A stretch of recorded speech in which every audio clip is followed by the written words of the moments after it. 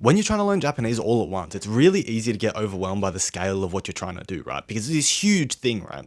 Go out, learn Japanese, learn all these words, grammar, kanji, the three scripts, like everything. It's just too much to be tackling at once, to be quite honest. Like, I would say the best way to learn Japanese is to go back to the first principles, find the lowest barriers to entry, and then go from there. Not try and tackle Japanese as this huge, giant thing all at once, right?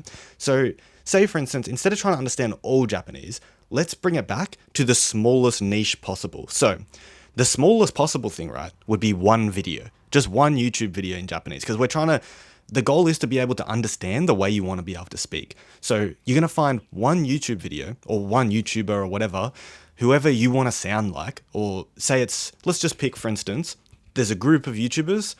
They're sitting at a table having yakiniku together and just having a chat. So let's pick a Hikaru video. Hikaru is a Japanese YouTuber. He's sitting at a table, got a bunch of people there. There's heaps of videos like that on his YouTube channel.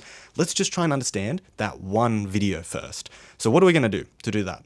You're going to grab that video, put it into Claude Code. If you don't have Claude Code, I really recommend it. It's just going to save you so much time.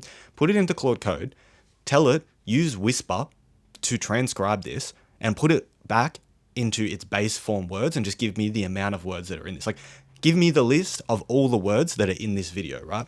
Because when you listen to Japanese, you don't know, when you don't understand it, do you not know the words, or do you know the words but your ear isn't able to pick them up? Those are the two things that we don't know whenever we're listening to Japanese and you don't understand. So you're going to do this, have the list of words that are in that video, and then you just know, if I learn all these words, the only barrier to me then is my ear.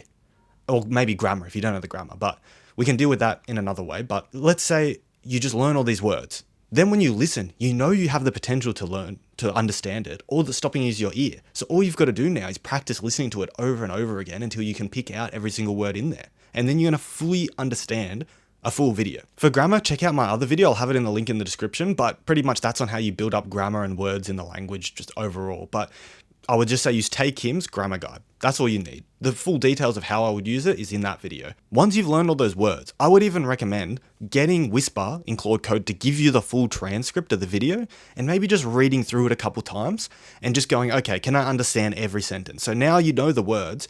Let's just see if I can understand them all put together. And all of those words, if you see a sentence you don't understand, you put into a different chat in Claude Code and say, I don't understand why this means this. Maybe I don't understand what the grammar means in this sentence, so I just get it to explain it to me like a grammar tutor. So, okay, if it means that, what about this detail? What about this detail? Until I fully understand the sentence. And I just go through that video and I get to the point where I can understand every single sentence in there, right?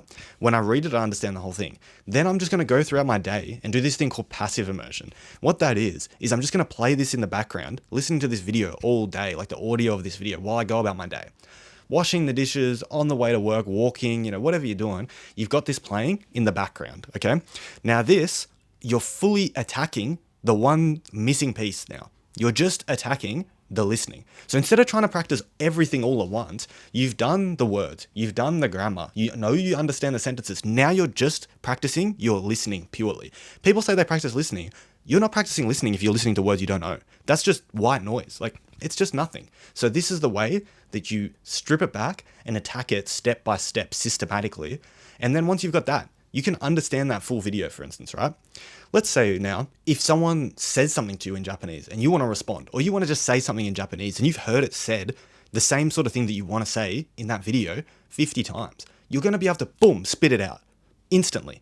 Compared to if there's a sentence you've never heard said to you, or a thought you've never heard expressed in Japanese, and you're just trying to construct it out of like abstract grammar words and abstract grammar rules and words you don't really know fully what their meaning are, you're gonna struggle. Like all of you guys out there who are trying to speak Japanese and you're struggling, this is what's stopping you. You need to have a good understanding, and I call it the mental model. You've got to be able to listen to all these words, like sentences and all this, and know how things are expressed in the language, and just have that in your head, like the model of what Japanese should sound like. Then when you go to speak it, boom, it just comes out instantly, naturally, exactly like a native speaker would. Like even once you fully understand this video from listening, the more you listen to it, even from that point, that's where you start building up that model, that familiarity with those thoughts being expressed in Japanese. So even once you get this one video and you can understand the entire thing listening to it, there's still levels above that of just listening to it more and more and more. It'll be boring, but that's why you're doing it throughout your day, so that you don't get sick of it. And then boom, how mad's that? You'll know all of these things off the top of your head. Anytime anyone says anything to you and you want to respond to it like how someone did in the video, you can do it instantly. How easy is that? That's the goal then. We do that, and then you go any one of the other Hikaru videos. You're so used to the guy speaking now at this point. You know all these little ums and ahs, you know all these different things he says, and the sound of his voice, all of that. He probably, blends words together or like slurs his speech a little bit in the same way every time. So once you've got used to that one person or that one situation, whenever you watch any one of his other videos now, it's going to be so much easier, and you just repeat the process over and over again. And then this is the best way to systematically attack Japanese. And maybe you do that for a bunch of his videos, and next thing you know, you're going to understand his whole channel. You're going to be like, holy shit, I've been learning Japanese for 5 years or something, and I never understood anything. Now I've started doing this, I understand everything. Now what? Cool, I've got his things, let's expand. Maybe you go on another YouTuber. Next thing you know, you haven't learned anything from that YouTuber, and you already fucking understand them. How crazy would that be, right? And then you can go even wider. We're not going general conversation anymore. Let's go specialist topics, right?